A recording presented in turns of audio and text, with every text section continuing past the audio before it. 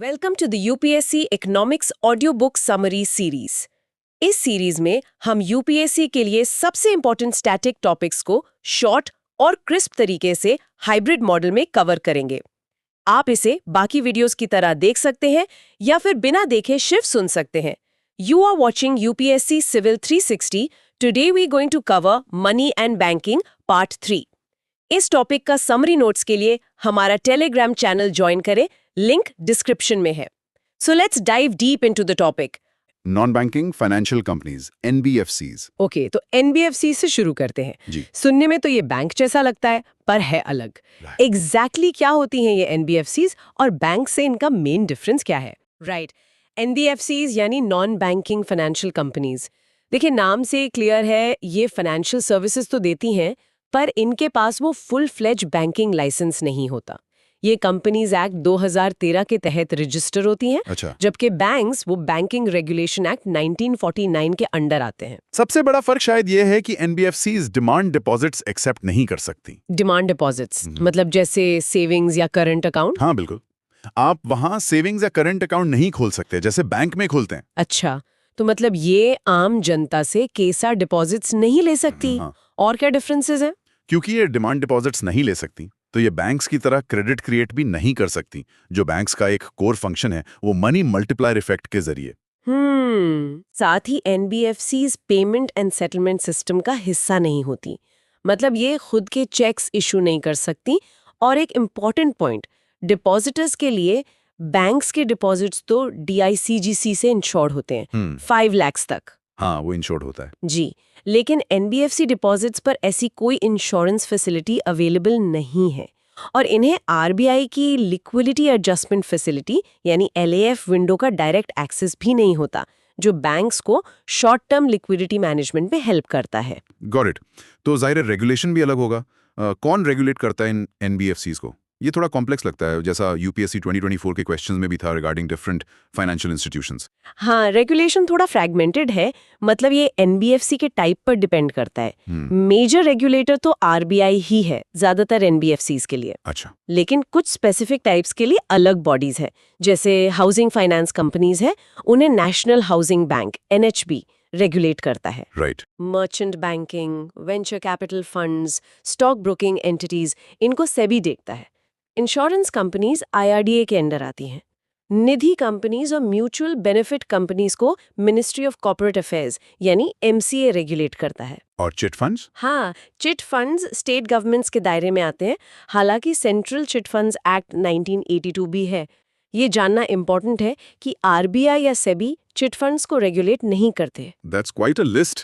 RBI खुद NBFCs को कैसे क्लासिफाई करता है based on their activities? RBI उन्हें उनके प्राइमरी बिजनेस के हिसाब से कैटेगराइज करता है। जैसे एसेट फाइनेंस कंपनीज AFCs हैं, जो फिजिकल एसेट्स जैसे व्हीकल्स, मशीनरी वगैरह खरीदने के लिए फाइनेंस करती हैं। ठीक है। लोन कंपनीज हैं जो लोन्स देती हैं पर एसेट फाइनेंस नहीं करती। इन्वेस्टमेंट कंपनीज हैं जो मेनली सिक्योरिटीज में इन्वेस्ट करती हैं।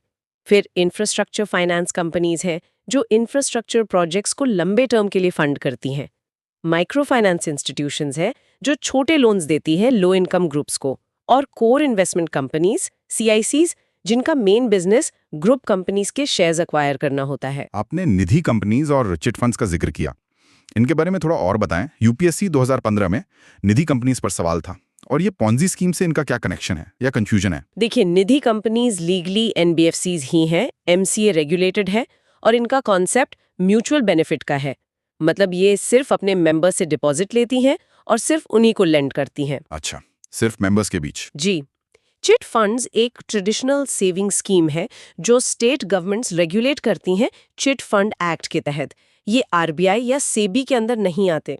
कंफ्यूजन तब होता है जब लोग इन्हें पॉन्जी स्कीम से मिक्स कर देते हैं। हाँ, ये बहुत होता है। पॉन्जी स्कीम्स फंडामेंटली फ्रॉडुलेंट होती हैं। वो क्या करती हैं कि एबनॉर्मली हाई रिटर्न्स प्रॉमिस करती हैं और असल में नए इन्वेस्टर्स के पैसे से पुराने इन्वेस्टर्स को पे करती रहती हैं बिना किसी रियल बिजनेस एक्टिविटी के। ये अनसस्टेनेबल है और कोलैप्स कर जाती हैं, जैसे शारदा स्कैम में हुआ था। राइट। निधिज और लेजिटिमेट चिट फंड्स का ऑपरेटिंग मॉडल इनसे बिल्कुल अलग है। So summing up the NBFC versus bank difference. NBFCs के पास बैंकिंग लाइसेंस नहीं, वो डिमांड डिपॉजिट्स नहीं ले सकती, बैंकिंग सेंस में क्रेडिट क्रिएट नहीं कर सकती, रेगुलेटर्स अलग-अलग हैं आरबीआई के अलावा भी। डीआईसीजीसी का डिपॉजिट इंश्योरेंस नहीं है और एनबीएफसीज में 100% फॉरेन इन्वेस्टमेंट हो सकता है, जबकि प्राइवेट बैंक्स में 74% कैप है। और हाँ, ये पेमेंट सिस्टम का हिस्सा नहीं है। प्रिसाइजली, ये डिस्टिंक्शंस उनके रोल और उनके रिस्क प्रोफाइल को समझने के लिए बहुत क्रूशियल हैं। बाज़ल नॉर्म्स फॉर बैंकिंग रेगुलेशन। चलिए बैंक्स पर आते हैं। फाइनेंशियल स्टेबिलिटी के लिए ग्लोबल लेवल पर कुछ स्टैंडर्ड्स हैं जिन्हें बाज़ल नॉर्म्स कहते हैं। यूपीएससी 2015 में इस पर क्वेश्चन भी था। ये नॉर्म्स क्या है और इंडिया कौन से फॉलो कर रहा है? Basel norms international banking regulations हैं। इन्हें Basel committee on bank supervision (BCBS) issue करती है। इनका मेन एम दुनिया भर में बैंक्स के रेगुलेशन, सुपरविजन और रिस्क मैनेजमेंट को स्ट्रेंथन करना है ताकि वो फाइनेंशियल शॉक्स को झेल सकें। अच्छा, इंडिया करंटली बाज़ल 3 नॉर्म्स को फॉलो कर रहा है। ये 2008 के ग्लोबल फाइनेंशियल क्राइसिस के बाद लाए गए थे। बाज़ल 3 की रिक्वायरमेंट्स क्या हैं? इसमें कैपिटल एडिक्वेसी की बात बहुत होती है। यस, कैपिटल एडिक्वेसी बिल्कुल सेंट्रल है इसमें। बाज़ल 3 कहता है कि बैंक्स को अपने रिस्क वेटेड एसेट्स यानी RWA के अगेंस्ट एक मिनिमम कैपिटल मेंटेन करना होगा। RWA का मतलब है कि बैंक के हर एसेट को उसके रिस्क लेवल के हिसाब से वेट दिया जाता है। करंटली इंडियन बैंक्स को मिनिमम कैपिटल एडिक्वेसी रेशियो यानी CAR 11.5% मेंटेन करना होता है। ये आरबीआई का मैंडेट है, जो बाज़ल 3 के मिनिमम 10.5% से थोड़ा ज्यादा है। और ये कैपिटल दो तरह का होता है, टियर 1 और टियर 2। टियर 1 और टियर 2 कैपिटल में क्या फर्क है? देखिए, टियर 1 कैपिटल कोर कैपिटल होता है। ये बैंक की लॉसेस अब्सॉर्ब करने की प्राइमरी कैपेसिटी है। इसमें मेनली शेयर होल्डर्स इक्विटी यानी पेड अप कैपिटल और रिजर्व शामिल हैं। इसे गोइंग कंसर्न कैपिटल भी कहते हैं। ठीक है। टियर 2 कैपिटल सप्लीमेंट्री कैपिटल होता है। इसमें revaluation reserves, hybrid instruments, subordinated debt वगैरह आते हैं। ये टियर 1 से कम रिलायबल माना जाता है और लॉस अब्सॉर्ब करने की कैपेसिटी भी कम होती है। बाज़ल 3 टियर 1 कैपिटल पर, specially common equity tier 1 CET1 पर ज्यादा जोर देता है। कैपिटल एडिक्वेसी के अलावा और क्या है बाज़ल 3 में? दूसरा इंपॉर्टेंट एस्पेक्ट है लिक्विडिटी मैनेजमेंट। इसके लिए दो की रेशियोज हैं। एक है लिक्विडिटी कवरेज रेशियो LCR और दूसरा net stable funding ratio NSFR। LCR और NSFR। जी, LCR इंश्योर करता है कि बैंक्स के पास हाई क्वालिटी लिक्विड एसेट्स हों ताकि वो 30 दिन के सिवियर फंडिंग स्ट्रेस सिनेरियो को झेल सकें। NSFR एक लॉन्गर टर्म मेजर है जो बैंक्स को स्टेबल फंडिंग सोर्सेज पर रिलाई करने के लिए एनकरेज करता है। तो बेसिकली बाज़ल 3 का एम बैंक्स को कैपिटल और लिक्विडिटी दोनों तरह के शॉक्स के अगेंस्ट ज्यादा रेजिलिएंट बनाना है। Priority sector lending? ओके, तो रेगुलेशंस बैंक्स को स्टेबल बनाते हैं, बट बैंक्स का एक डेवलपमेंटल रोल भी तो है। यहीं पर प्रायोरिटी सेक्टर लेंडिंग यानी PSL का कॉन्सेप्ट आता है। ये क्या है और इसका पर्पस क्या है? PSL आरबीआई का एक मैंडेट है। इसके तहत बैंक्स को अपने टोटल लेंडिंग का या कहें एडजस्टेड नेट बैंक क्रेडिट का एक सर्टेन परसेंटेज कुछ स्पेसिफिक सेक्टर्स को देना कंपलसरी होता है। कंपल्सरी? हाँ, कंपलसरी। इन सेक्टर्स को इकोनॉमी के ओवरऑल डेवलपमेंट और सोशल ऑब्जेक्टिव्स के लिए इंपॉर्टेंट माना जाता है, लेकिन हो सकता है उन्हें नॉर्मल कोर्स में आसानी से क्रेडिट ना मिले, तो PSL इंश्योर करता है कि credit flow in vital areas तक पहुंचे। ये टारगेट्स क्या हैं और किन बैंक्स पर लागू होते हैं? देखिए, शेड्यूल्ड कमर्शियल बैंक्स और फॉरेन बैंक्स जिनकी 20 या उससे ज्यादा ब्रांचेस हैं, उनके लिए ओवरऑल टारगेट है 40% of their adjusted net bank credit या कहें credit equivalent of balance sheet exposures CEOB, इनमें से जो भी ज्यादा हो। 40%? जी, फॉरेन बैंक्स जिनकी 20 से कम ब्रांचेस हैं, उनके लिए भी 40% टारगेट है, पर उसमें कुछ स्पेसिफिक सब टारगेट्स हैं, जैसे एक्सपोर्ट्स के लिए 32% और रीजनल रूरल बैंक्स RRBs और स्मॉल फाइनेंस बैंक्स SFBs जिनका फोकस ही फाइनेंशियल इंक्लूजन पर होता है, उनके लिए टारगेट काफी ज्यादा है, 75% ऑफ ANBC और COBE। अच्छा, 75%. Which sectors are included under PSL? UPSC 2013 में इस पर क्वेश्चन था। जो मेन सेक्टर्स हैं उनमें शामिल है agriculture, micro, small and medium enterprises, MSMEs, export credit, education, housing specially affordable housing, social infrastructure जैसे schools, health care facilities, renewable energy projects और एक अदर्स कैटेगरी है जिसमें वीकर सेक्शंस को लोन्स, डिस्ट्रेस्ड फार्मर्स वगैरह आते हैं, जैसा RBI स्पेसिफाई करता है। क्या इन सेक्टर्स के लिए स्पेसिफिक सब टारगेट्स भी हैं, जैसे एग्रीकल्चर के लिए? हाँ बिल्कुल। ओवरऑल 40% टारगेट के अंदर भी सब टारगेट्स हैं तो कमर्शियल बैंक्स के लिए। फॉर इंस्टेंस एग्रीकल्चर के लिए है 18% ऑफ ANBCCOB। 18% एग्रीकल्चर को। जी। और एग्रीकल्चर के अंदर भी स्मॉल एंड मार्जिनल फार्मर्स के लिए एक सब टारगेट है 10% ऑफ ANBCCOB। इस पर फोकस बढ़ाया गया है हाल में। अच्छा। माइक्रो एंटरप्राइजेस के लिए 7.5% ऑफ ANBCCOB, वीकर सेक्शंस के लिए 12% ऑफ ANBCCOB। वीकर सेक्शंस में SC STs, women beneficiaries, small farmers, artisans वगैरह आते हैं। ये सब टारगेट्स इंश्योर करते हैं कि क्रेडिट डिस्ट्रीब्यूशन प्रायोरिटी सेक्टर्स के अंदर भी बैलेंस्ड रहे। What happens if a bank fails to meet these PSL targets? अगर कोई बैंक की टारगेट पूरा ना कर पाए तो? अगर कोई बैंक शॉर्टफॉल रखता है तो उसे वो शॉर्टफॉल अमाउंट कुछ स्पेसिफिक फंड्स में डिपॉजिट करना होता है। जैसे नाबार्ड के पास रूरल इंफ्रास्ट्रक्चर डेवलपमेंट फंड है RIDF। RIDF, हाँ सुना है। जी, या SIDBI MSMEs के लिए, NHB हाउसिंग के लिए, या मुद्रा लिमिटेड वगैरह। इस मैकेनिज्म से ये इंश्योर होता है कि फंड्स फिर भी डेवलपमेंटल ऑब्जेक्टिव्स की तरफ फ्लो करें, भले ही वो उस स्पेसिफिक बैंक ने डायरेक्टली लेंड ना किया हो। मैंने प्रायोरिटी सेक्टर लेंडिंग सर्टिफिकेट्स के बारे में भी सुना है। ये कैसे काम करते हैं? PSLCs एक इंटरेस्टिंग मार्केट बेस्ड मैकेनिज्म है। जिन बैंक्स ने अपने PSL टारगेट से ज्यादा लेंडिंग कर दी है, वो इस एक्सेस अचीवमेंट को सेल कर सकते हैं उन बैंक्स को जो टारगेट पूरा नहीं कर पाए हैं। इसमें एक्चुअल लोन एसेट ट्रांसफर नहीं होता, सिर्फ सर्टिफिकेट ट्रेड होता है। अच्छा, मतलब ये एक तरह का ट्रेडिंग है। हाँ बिल्कुल, जैसे कार्बन क्रेडिट्स होते हैं। इससे बैंक्स को फ्लेक्सिबिलिटी मिलती है और ओवरऑल सिस्टम PSL गोल्स को ज्यादा एफिशिएंटली अचीव कर पाता है। And what about cold lending, वो कैसे फिट होता है इसमें? को-लेंडिंग मॉडल में बैंक्स NBFCs इंक्लूडिंग HFCs के साथ मिलकर प्रायोरिटी सेक्टर को लेंड कर सकते हैं। बैंक और NBFC मिलकर लोन ओरिजिनेट करते हैं, रिस्क शेयर करते हैं और रिटर्न्स भी। अच्छा, कोलैबोरेशन। जी, इससे NBFCs की वाइडर रीच का फायदा मिलता है, स्पेशली सेमी अर्बन और रूरल एरियाज में, और बैंक्स को अपने PSL टारगेट्स मीट करने में मदद मिलती है, पर्टिकुलरली हाउसिंग और MSME फाइनेंस जैसे सेक्टर्स में। Money creation by the banking system. चलिए अब एक फंडामेंटल बैंकिंग फंक्शन पर आते हैं, मनी क्रिएशन। बैंक्स असल में पैसा बनाते कैसे हैं और उनकी बेसिक एसेट्स और लाइबिलिटी क्या होती हैं? देखिए, बैंक्स पैसा बनाते हैं डिपॉजिट्स एक्सेप्ट करके और लोन्स देकर। ये फ्रैक्शनल रिजर्व सिस्टम के तहत काम करते हैं। जब आप बैंक में पैसा डिपॉजिट करते हैं, मान लीजिए 100 रुपए, तो बैंक को उसका सिर्फ एक फ्रैक्शन, एक छोटा हिस्सा रिजर्व्स के रूप में RBI के पास रखना होता है। इसे कैश रिजर्व रेशियो CRR कहते हैं। मान लीजिए 4 रुपए। ठीक है। बाकी बचे 96 रुपए को बैंक लोन के तौर पर दे सकता है। जब बोरोवर वो 96 रुपए खर्च करता है, तो वो पैसा घूम फिरकर किसी और बैंक में डिपॉजिट हो जाता है। वो दूसरा बैंक भी उसका फ्रैक्शन रिजर्व रखकर बाकी लेंड कर देता है। ये साइकिल चलता रहता है और इनिशियल डिपॉजिट जो 100 रुपए का था, वो ओवरऑल मनी सप्लाई में कई ज्यादा इंक्रीज लाता है। इसी को मनी क्रिएशन कहते हैं। तो बैंक की बैलेंस शीट ये सब रिफ्लेक्ट करती होगी। मेन एसेट्स और लायबिलिटीज क्या हैं? बैंक की लायबिलिटीज वो हैं जो बैंक को दूसरों को देना है। सबसे बड़ी लायबिलिटी है डिपॉजिट्स, जो अकाउंट होल्डर्स का पैसा है, current account, savings account, CASA, fixed deposits वगैरह। दूसरी लायबिलिटीज में RBI या दूसरे बैंक से बोरोइंग्स आ सकती हैं। ठीक है। एसेट्स वो हैं जो बैंक ऑन करता है या जो दूसरों को बैंक को देना है। मेजर एसेट्स में आते हैं लोन्स एंड एडवांसेस जो कस्टमर्स को दिए गए हैं, इसी से इंटरेस्ट इनकम आती है। UPSC 2019 में इससे जुड़ा सवाल था। इन्वेस्टमेंट्स जो बैंक ने की हैं, जैसे गवर्नमेंट सिक्योरिटीज, बॉन्ड्स वगैरह में।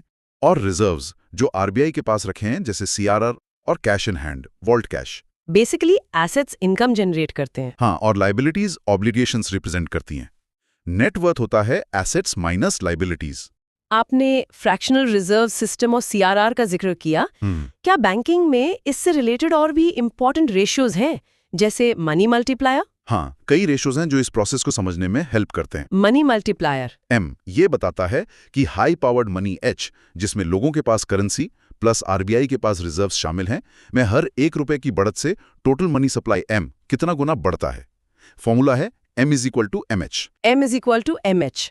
जी, हायर M का मतलब है कि बैंकिंग सिस्टम क्रेडिट क्रिएट करने में ज्यादा इफेक्टिव है। लोगों की बैंकिंग हैबिट्स का भी रोल है। अगर लोग ज्यादा पैसा बैंक्स में डिपॉजिट करते हैं, यानी करेंसी डिपॉजिट रेशियो कम है, तो मल्टीप्लायर इफेक्ट ज्यादा स्ट्रांग होता है। इस पर यूपीएससी 2019-2021 में सवाल थे। अच्छा। और की रेशियोज हैं। करेंसी डिपॉजिट रेशियो CDR, लोगों के पास जो कैश है उसका उनके बैंक डिपॉजिट से अनुपात। लोअर CDR मतलब higher multiplier. Reserve deposit ratio RDR, total deposits का वो परसेंटेज जो कमर्शियल बैंक्स रिजर्व्स के रूप में रखते हैं। ये CRR और SLR स्टैट्यूटरी लिक्विडिटी रेशियो से तय होता है। Provision coverage ratio PCR, gross NPS का वो परसेंटेज जिसके लिए बैंक ने प्रोविजन कर लिया है, यानी पोटेंशियल लॉस के लिए फंड्स अलग रख दिए हैं। हायर PCR मतलब बैंक लॉस के लिए बेहतर प्रिपेयर्ड है। Net non performing assets NPA, ये होता है ग्रॉस NPAs माइनस प्रोविजंस। ये दिखाता है कि प्रोविजंस को अकाउंट में लेने के बाद एक्चुअल बैड लोन्स कितने हैं। Banking sector reforms. इंडिया का बैंकिंग सेक्टर काफी रिफॉर्म से गुजरा है, खासकर 1991 के बाद। कुछ की माइलस्टोन्स क्या थे? नरसिम्हम कमेटी का नाम तो आता ही है। नरसिम्हम कमेटी, जिनकी रिपोर्ट्स 1991 और 1998 में आई, बहुत पिवटल थीं। इसने बैंकिंग सेक्टर को लिबरलाइज करने का एक रोड मैप तैयार किया।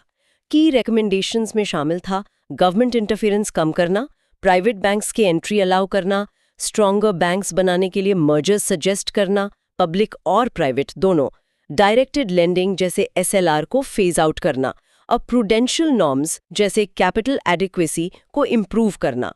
आज के कई रिफॉर्म्स इन्हीं रिपोर्ट से ट्रेस किए जा सकते हैं। और बैंक परफॉर्मेंस को इवैल्यूएट कैसे किया जाता है?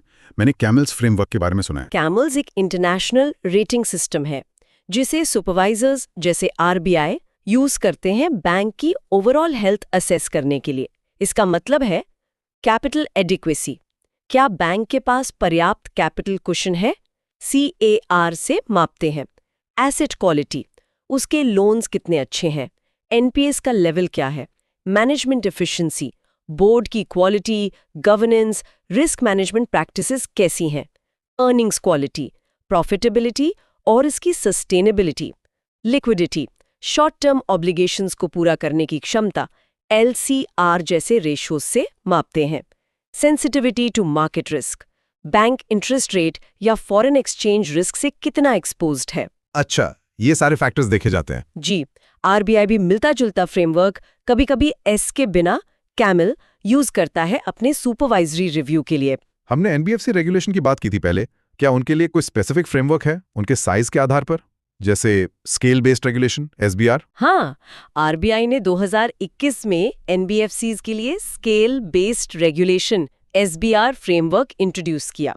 ये मानते हुए कि सभी NBFCs एक जैसा सिस्टमैटिक रिस्क नहीं पोज करती, SBR एक लेयर्ड अप्रोच अपनाता है। NBFCs को 4 टियर्स में कैटेगराइज किया गया है उनके साइज, एक्टिविटी और परसीव्ड रिस्कीनेस के आधार पर। बेस लेयर ज्यादातर non systematically important NBFCs, middle layer systematically important NBFCs जिनका एसेट साइज आमतौर पर 1000 करोड़ रुपए से ज्यादा होता है, अपर लेयर कुछ स्पेसिफिक NBFCs जिन्हें RBI ने आइडेंटिफाई किया है कि उन्हें एनहांस्ड रेगुलेशन की जरूरत है और वो सिस्टमैटिक रिस्क पोज कर सकती हैं, और एक पॉसिबल टॉप लेयर जो फिलहाल खाली है पर फ्यूचर में उन NBFCs के लिए हो सकता है जिनका सिस्टमैटिक रिस्क बहुत बढ़ जाए। तो रेगुलेशन टियर के हिसाब से स्ट्रिक्ट होता जाता है। बिल्कुल, रेगुलेटरी रिक्वायरमेंट्स जैसे capital adequacy, governance norms, prudential regulations progressively stricter होती जाती हैं जैसे जैसे आप लेयर्स में ऊपर जाते हैं। फॉर इंस्टेंस, अपर लेयर की NBFCs को बैंक लाइक रेगुलेशंस फेस करनी पड़ सकती हैं। पब्लिक सेक्टर बैंक्स PSBs के लिए स्पेसिफिक रिफॉर्म्स की बात करें तो मिशन इंद्रधनुष इसी के लिए लॉन्च हुआ था, राइट? करेक्ट, मिशन इंद्रधनुष 2015 में अनाउंस हुआ था। ये PSBs को रिवैम्प करने के लिए एक 7-pronged स्ट्रैटेजी थी। इसे ABCDGF से याद रखते हैं। अपॉइंटमेंट्स, चेयरमैन और MD के रोल्स अलग करना, अपॉइंटमेंट्स प्रोफेशनलाइज करना, bank board bureau BBB, governance और अपॉइंटमेंट्स इंप्रूव करने के लिए, कैपिटलाइजेशन, कैपिटल इन्फ्यूज करना शुरुआत में 70,000 करोड़ ताकि Basel III नॉर्म्स मीट हो और लेंडिंग सपोर्ट हो, डिस्ट्रेसिंग, NPA प्रॉब्लम को टैकल करना, एम्पावरमेंट, ज्यादा ऑपरेशनल ऑटोनॉमी देना, फ्रेमवर्क ऑफ अकाउंटेबिलिटी, की परफॉर्मेंस इंडिकेटर्स KPIs यूज करना, governance reforms, expert group recommendations ज्ञान संगम के आधार पर। आपने बैंक बोर्ड ब्यूरो का जिक्र किया। इसका रोल क्या था और क्या ये अब बदल गया है? BBB पीजे नायक कमेटी की रिकमेंडेशंस पर बना था। इसका मेन काम था PSBs और स्टेट ओन्ड फाइनेंशियल इंस्टीट्यूशंस में होल टाइम डायरेक्टर्स और नॉन एग्जीक्यूटिव चेयरपर्सन्स के लिए अपॉइंटमेंट्स रेकमेंड करना और उन्हें कैपिटल रेजिंग स्ट्रैटेजीज और परफॉर्मेंस इंप्रूवमेंट में हेल्प करना। इसका एम था एक मिडिल मैन की तरह काम करना और अपॉइंटमेंट्स पर डायरेक्ट गवर्नमेंट इन्फ्लुएंस कम करना। तो अब ये नहीं है? 2022 में BBB को financial services institutions bureau FSIB ने रिप्लेस कर दिया है। FSIB का मैंडेट थोड़ा ज्यादा ब्रॉड है, ये इंश्योरेंस कंपनीज को भी कवर करता है। टेक्नोलॉजी ने भी बैंकिंग को ट्रांसफॉर्म किया है। कोर बैंकिंग सॉल्यूशन CBS क्या है? CBS एक सेंट्रलाइज्ड सॉफ्टवेयर प्लेटफॉर्म है जो बैंक ब्रांचेस को एक सिंगल डेटाबेस से सीमलेसली ऑपरेट करने देता है। पहले क्या होता था कि आपका अकाउंट डेटा अक्सर आपकी होम ब्रांच तक ही सीमित रहता था। CBS के साथ आप अपना अकाउंट एक्सेस कर सकते हैं और बैंक की किसी भी ब्रांच से कहीं से भी ट्रांजैक्शंस कर सकते हैं। अच्छा, इससे काफी आसानी हुई है। जी हाँ, ये real time processing, ATMs, internet banking के जरिए 24/7 सर्विसेज और एफिशिएंट मैनेजमेंट इनेबल करता है। एग्जाम्पल्स में फिनैकल, जो ICICI जैसे कई बैंक्स यूज करते हैं, और RBI का अपना प्लेटफॉर्म ई-कुबेर है जो गवर्नमेंट ट्रांजैक्शंस और इंटरबैंक ऑपरेशंस के लिए यूज होता है। और फाइनेंशियल रिपोर्टिंग क्वालिटी इंश्योर करने और फ्रॉड्स इन्वेस्टिगेट करने के लिए कौन सी बॉडीज हैं? NFRA और SFIO? Exactly, national financial reporting authority NFRA companies act 2013 के तहत बनी एक इंडिपेंडेंट रेगुलेटर है ऑडिटर्स के लिए। ये अकाउंटिंग और ऑडिटिंग स्टैंडर्ड्स के कंप्लायंस को देखती है, स्पेशली लिस्टेड कंपनीज और बड़ी अनलिस्टेड कंपनीज के लिए कुछ थ्रेशोल्ड्स के आधार पर, जैसे पेड अप कैपिटल ज्यादातर 500 करोड़ रुपए या टर्नओवर ज्यादातर 1000 करोड़ रुपए। ये ऑडिटर्स द्वारा प्रोफेशनल मिसकंडक्ट की जांच कर सकती है। और SFIO? Serious fraud investigation office SFIO, जो मिनिस्ट्री ऑफ कॉर्पोरेट अफेयर्स के अंडर है, कॉम्प्लेक्स व्हाइट कॉलर क्राइम्स और कॉर्पोरेट फ्रॉड्स इन्वेस्टिगेट करते हैं। ये नरेश चंद्र कमेटी की सिफारिश पर बनी थी। रिफॉर्म्स में आखिर में insolvency and bankruptcy code IBC 2016, ये बैड लोन्स रिजॉल्व करने में गेम चेंजर लगता है। इसके की फीचर्स क्या हैं? IBC वाकई एक लैंडमार्क रिफॉर्म रहा है। इसका मेन ऑब्जेक्टिव है इंसॉल्वेंसी लॉज को कंसोलिडेट करना और एक time bound resolution process provide करना। की फीचर्स है कॉर्पोरेट इंसॉल्वेंसी प्रोसेस ट्रिगर करने के लिए मिनिमम डिफॉल्ट थ्रेशोल्ड 1 करोड़ है। स्ट्रिक्ट टाइमलाइन, रेजोल्यूशन 180 दिनों में पूरा होना चाहिए, जिसे 90 दिन और एक्सटेंड किया जा सकता है, टोटल 270 दिन। अगर रेजोल्यूशन प्लान अप्रूव नहीं होता तो कंपनी लिक्विडेशन में चली जाती है। काफी स्ट्रिक्ट है। जी, और ये स्पेसिफिकली विलफुल डिफॉल्टर्स को अपनी कंपनीज का कंट्रोल वापस पाने से रोकता है। की इंस्टीट्यूशंस हैं national company law tribunal NCLT, adjudicating authority के तौर पर, insolvency professionals IPs process manage करने के लिए, information utilities IUs financial data store करने के लिए, और insolvency and bankruptcy board of India IBB overall regulator के तौर पर।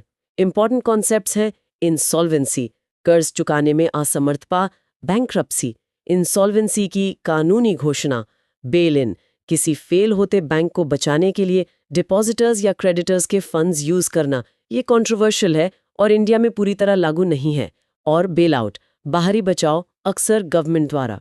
Understanding credit and its terms. चलिए अब क्रेडिट पर ही बात करते हैं। फॉर्मल और इनफॉर्मल सेक्टर लोन्स में बेसिक डिफरेंस क्या है? Formal sector loans regulated institutions देते हैं, जैसे बैंक्स, कोऑपरेटिव्स, NBFCs वगैरह, RBI की निगरानी में। इनमें आमतौर पर प्रॉपर डॉक्यूमेंटेशन और डिफाइंड टर्म्स होते हैं। Informal sector loans unregulated sources से आते हैं, जैसे मनी लेंडर्स, ट्रेडर्स, दोस्त, रिश्तेदार।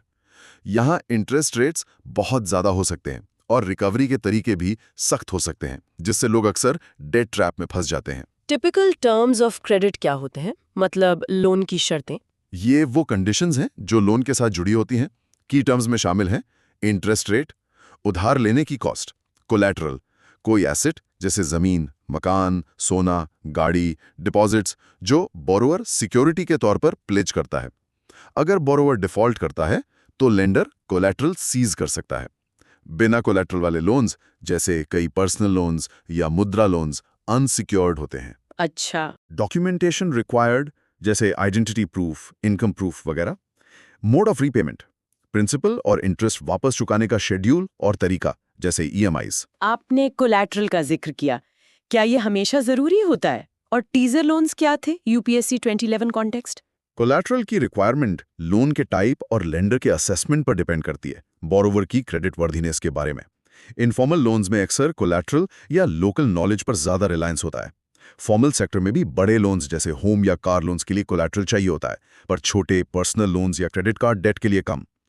टीजर लोन्स वो कंट्रोवर्शियल लोन्स थे, स्पेशली होम लोन्स, जो शुरुआत में बहुत कम इंटरेस्ट रेट पर ऑफर किए जाते थे शॉर्ट पीरियड के लिए, और फिर रेट काफी बढ़ जाता था। हाँ, याद है।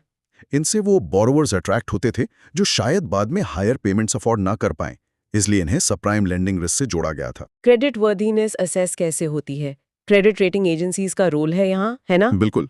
Credit rating agencies borrowers, individuals, companies, यहाँ तक कि कंट्रीज की क्रेडिट वर्दीनेस असेस करती हैं और एक रेटिंग देती हैं जो उनकी डेट रीपे करने की एबिलिटी इंडिकेट करती हैं। इंडिया में SEBI regulated CRISIL, ICRA, CARE Ratings, SMERA Ratings, Fitch India, Brickwork Ratings major हैं। क्रिसिल, आईसीआरए, केयर, हाँ। और ग्लोबली रिकॉग्नाइज्ड एजेंसीज में Standard and Poor's, S&P, Moody's और फिच रेटिंग्स शामिल हैं। ये रेटिंग्स बोरोइंग कॉस्ट को काफी इन्फ्लुएंस करती हैं। Non performing assets. अब आते हैं सबसे क्रिटिकल मुद्दे पर, नॉन परफॉर्मिंग एसेट्स या एनपीएज। एग्जैक्टली। एनपीएस होता क्या है? एनपीएस बेसिकली वो लोन या एडवांस है जहां इंटरेस्ट या प्रिंसिपल पेमेंट 90 दिनों से ज्यादा समय से ओवरड्यू है। 90 डेज, जी, 90 डेज। एग्रीकल्चरल लोन्स के लिए डेफिनेशन थोड़ी अलग है, क्रॉप सीजन से लिंक्ड है। शॉर्ट ड्यूरेशन क्रॉप्स के लिए 2 क्रॉप सीजन से ओवरड्यू और लॉन्ग ड्यूरेशन क्रॉप्स के लिए 1 क्रॉप सीजन से ओवरड्यू होने पर एनपीए बनता है। क्या कोई स्टेज है लोन के एनपीए बनने से पहले, कोई अर्ली वार्निंग सिस्टम जैसा? हाँ, आरबीआई ने स्पेशल मेंशन अकाउंट्स एसएमएस का कॉन्सेप्ट इंट्रोड्यूस किया था पोटेंशियल स्ट्रेस को जल्दी आइडेंटिफाई करने के लिए। ये वो अकाउंट्स हैं जिनमें स्ट्रेस के शुरुआती साइंस दिख रहे हैं पर अभी 90 डे थ्रेशोल्ड क्रॉस नहीं हुआ है। इन्हें ओवरड्यू ड्यूरेशन के हिसाब से कैटेगराइज करते हैं। SMA 0 प्रिंसिपल या इंटरेस्ट 1 से 30 दिन ओवरड्यू है, SMA 1 31 से 60 दिन ओवरड्यू है, SMA 2 61 से 90 डे ओवरड्यू है। 0, 1, 2, ठीक है। 90 डे ओवरड्यू होने के बाद यानी SMA 2 के बाद अकाउंट एनपीए बन जाता है। इससे बैंक्स को करेक्टिव एक्शन जल्दी शुरू करने में मदद मिलती है। एक बार अकाउंट एनपीए बन गया तो उसे फर्दर कैसे क्लासिफाई करते हैं? वो एसेट जो सब स्टैंडर्ड कैटेगरी में 12 महीने या उससे ज्यादा रह चुका है, इसमें लॉस का रिस्क ज्यादा होता है, प्रोविजनिंग रिक्वायरमेंट बढ़ जाती है। लॉस एसेट वो एसेट जिसे अनकलेक्टेबल मान लिया गया है और उसकी वैल्यू इतनी कम है कि उसे बैंकेबल एसेट बनाए रखना सही नहीं है। हालांकि कुछ सैल्वेज या रिकवरी वैल्यू हो सकती है। इसे पूरी तरह राइट ऑफ कर देना चाहिए या फुली प्रोवाइड फॉर करना चाहिए। अच्छा। हम रीस्ट्रक्चर्ड लोन, जब बोरोवर की फाइनेंशियल डिफिकल्टी के कारण ओरिजिनल लोन टर्म्स मॉडिफाई किए जाते हैं, और स्ट्रेस्ड एसेट जो एक ब्रॉडर टर्म है जिसमें NPAs plus restructured loans plus written off asset शामिल हैं, जैसे टर्म्स भी सुनते हैं। इंडिया में एनपीएस की करंट सिचुएशन क्या है? कुछ साल पहले तो नंबर्स काफी हाई थे। हाँ, पर सिग्निफिकेंट इंप्रूवमेंट हुआ है। आरबीआई की फाइनेंशियल स्टेबिलिटी रिपोर्ट जो दिसंबर 2023 में आई, उसके अनुसार शेड्यूल्ड कमर्शियल बैंक्स का ग्रॉस एनपीए जीएनपीए रेशियो गिरकर मल्टी ईयर लो पर आ गया है, लगभग 2.8%। 2.8%, ये तो काफी कम है पहले से। जी हाँ, काफी सुधार है। और नेट एनपीए रेशियो तो और भी कम है, लगभग 0.6%। ये बेहतर एसेट क्वालिटी और बैंक्स द्वारा की गई हायर प्रोविजनिंग को दिखाता है। हालांकि हिस्टोरिकली पब्लिक सेक्टर बैंक्स का एनपीएज में सबसे बड़ा शेयर रहा है, जो अक्सर बड़े इंफ्रास्ट्रक्चर प्रोजेक्ट से जुड़ा था, पावर, टेलीकॉम, स्टील जैसे सेक्टर्स में जिन्हें डिफिकल्टीज फेस करनी पड़ी। आपने रिटन ऑफ लोन्स मेंशन किया, ये एनपीए से डिफरेंट कैसे है? क्या राइट ऑफ का मतलब लोन माफ कर देना है? ये एक कॉमन मिसकंसेप्शन है। देखिए, एनपीए बैंक की बैलेंस शीट पर रहता है, हालांकि उसके अगेंस्ट प्रोविजंस किए जाते हैं। राइट ऑफ प्राइमरीली एक अकाउंटिंग प्रैक्टिस है। जब कोई लोन काफी हद तक अनरिकवरेबल लगता है तो बैंक उसे अपनी एक्टिव बैलेंस शीट एसेट से हटा देता है, प्रोविजंस या प्रॉफिट्स के अगेंस्ट राइट ऑफ करके। इससे बैलेंस शीट विजुअली क्लीन हो जाती है और टैक्स बेनिफिट्स भी हो सकते हैं। लेकिन राइट ऑफ करने का मतलब माफी नहीं है। बैंक लीगली अभी भी डेट रिकवर करने के लिए एंटाइटल्ड है, वेरियस मीन्स के जरिए, जैसे सारफासी एक्ट या आईबीसी। रिकवरी एफर्ट्स जारी रहते हैं। ये ट्विन बैलेंस शीट प्रॉब्लम से जुड़ता है, जिसका जिक्र अक्सर होता है, यूपीएससी 2020 में भी था। ये है क्या exactly? Twin balance sheet problem उस सिचुएशन को कहते हैं जब इकोनॉमी में दो बैलेंस शीट्स एक साथ सिवियर स्ट्रेस में हो। 1. कॉर्पोरेट्स की balance sheets specially infrastructure sectors में जो ओवर लेवरेज्ड है, मतलब उन्होंने बहुत ज्यादा डेट ले लिया है और इंटरेस्ट चुकाने में स्ट्रगल कर रहे हैं। Low interest coverage ratio ICR is equal to earnings before interest and tax interest expense इस स्ट्रेस को दिखाता है। एक तरफ कॉर्पोरेट स्ट्रेस्ड है जी, और दूसरी तरफ बैंक्स की बैलेंस शीट्स, पर्टिकुलरली PSBs की, जो इन स्ट्रेस्ड कॉर्पोरेट्स को दिए गए लोन्स की वजह से हाई NPS के बोझ तले दबी हैं। और दूसरी तरफ बैंक स्ट्रेस्ड है।